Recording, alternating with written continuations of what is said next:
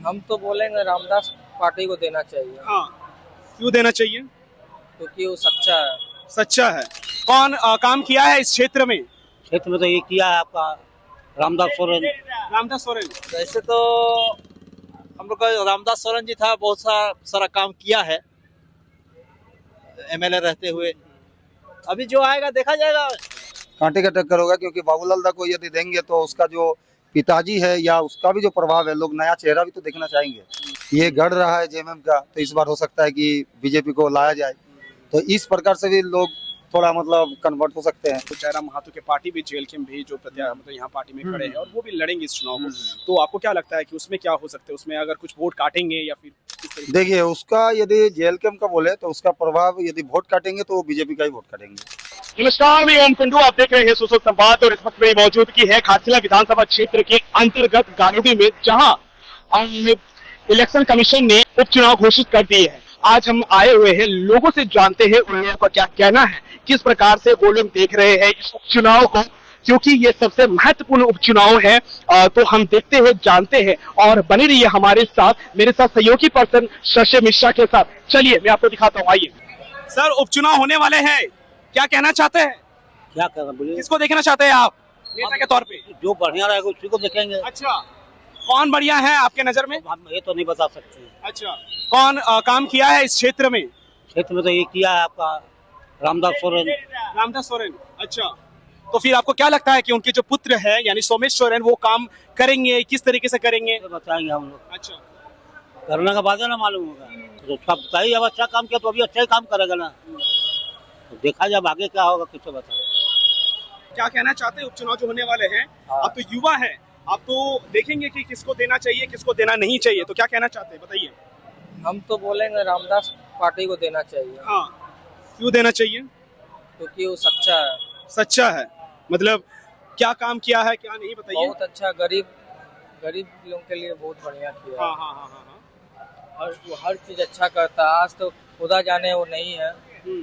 लेकिन उसके लिए चुनाव जीतेगा जरूर। अच्छा, उसके लिए चुनाव जीतेगा। अच्छा। देखिए, जो पब्लिक का काम करेगा उसी को देखना चाहते अच्छा। हैं। जो यहाँ का मूलभूत सुविधा का जो काम करेगा, तो ऐसे तो हम लोग का रामदास सोरेन जी था, बहुत सारा काम किया है एमएलए रहते हुए। अभी जो आएगा देखा जाएगा। जेएमएम भी है, बीजेपी भी है। बीजेपी का भी एक कौन उम्मीदवार खड़ा हो रहा अभी तक मालूम नहीं है। बीजेपी से अभी फिलहाल जो अभी सूत्रों के अनुसार ये बताया जा रहा है कि जो पूर्व मुख्यमंत्री चंपाई सोरेन के पुत्र यानी कि बाबूलाल सोरेन खड़े हैं, प्रत्याशी के रूप में खड़े रहेंगे, तो उसमें आप क्या कहना चाहते हैं? वो क्या कर सकते हैं इस जमीनी स्तर पे? देखिए, जमीनी स्तर पर वो अकेले कुछ नहीं कर पाएगा, क्योंकि यहाँ तो जेएमएम का सरकार चल रहा है ऑलरेडी, तो अकेले आके वो कोई भी बदलाव नहीं कर पाएगा। जेएमएम का आएगा तो ही ठीक रहेगा हमारा हिसाब से। मतलब जेएमएम का पूरा समर्थन समर्थन सबका ही है, हम लोग ऑल पार्टी लेके ही चलते हैं। तो इधर आपका जयराम महतो की पार्टी जेएलके भी है, वो भी एक खड़े हैं इस पार्टी में। हाँ, जयराम महतो है और वो अपना जगह है, इधर उनका कोई पैट नहीं है, उतना नहीं है उसका दबदबा। चलिए बताइए, उपचुनाव होने वाले हैं, क्या कहना चाहते हैं उपचुनाव में, किसको आप देखना चाहते हैं? देखिए, उपचुनाव में तो अभी लगातार 2 बार रामदास दा जीते थे, अच्छा कैंडिडेट भी थे, लेकिन इस बार तो रामदास दा नहीं रहे, तो दोनों ही नया कैंडिडेट है।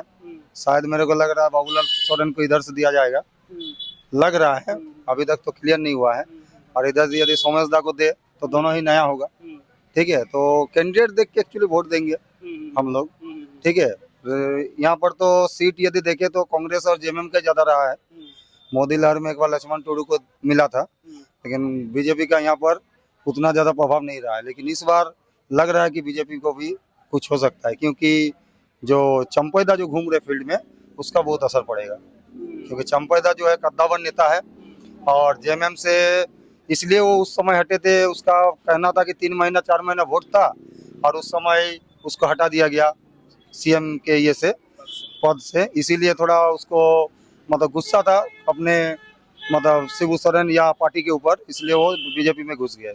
और ये जो आप लोग जो मैया सम्मान योजना बोलिए और जो भी हो, वो कुछ ना कुछ हद तक 6 महीना का जो कार्यकाल था चंपई सोरेन जी का, उसी के टाइम में लागू हुआ था, ठीक है। तो उसका भी प्रभाव और आदमी मतलब दिल में राज करते हैं चंपादया, ये बात तो है। ठीक है, चाहे एसटी हो या जनरल जो भी हो, कद्दावर नेता है, इसलिए कुछ प्रभाव इस बार बीजेपी का दिखेगा। ठीक है, लेकिन हाँ, रामदास सोरेन का यदि आप बोले तो सहानुभूति वोट भी मिल सकता है, और वो तो अच्छा नेता थे, नो डाउट। देखा जाए तो कि जो झारखंड मुक्ति मोर्चा की यहाँ पर कांग्रेस की जो मुख्य गढ़ रह चुके हैं घाटशिला विधानसभा, तो इस तौर पे मतलब है कि जो सोमेश सोरेन है उसका काफी बोलचाल, काफी मतलब जो एक प्रकार से आप देख सकते हैं प्रसिद्ध है। तो इसमें कहीं ना कहीं आपको क्या लगता है कि वो कुछ इसमें बाजी मार सकते हैं?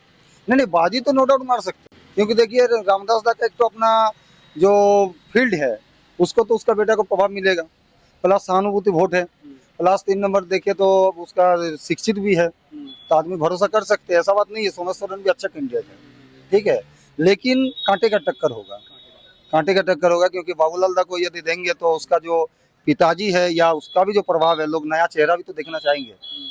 ये गढ़ रहा है जेएमएम का, तो इस बार हो सकता है कि बीजेपी को लाया जाए, तो इस प्रकार से भी लोग थोड़ा मतलब कन्वर्ट हो सकते हैं।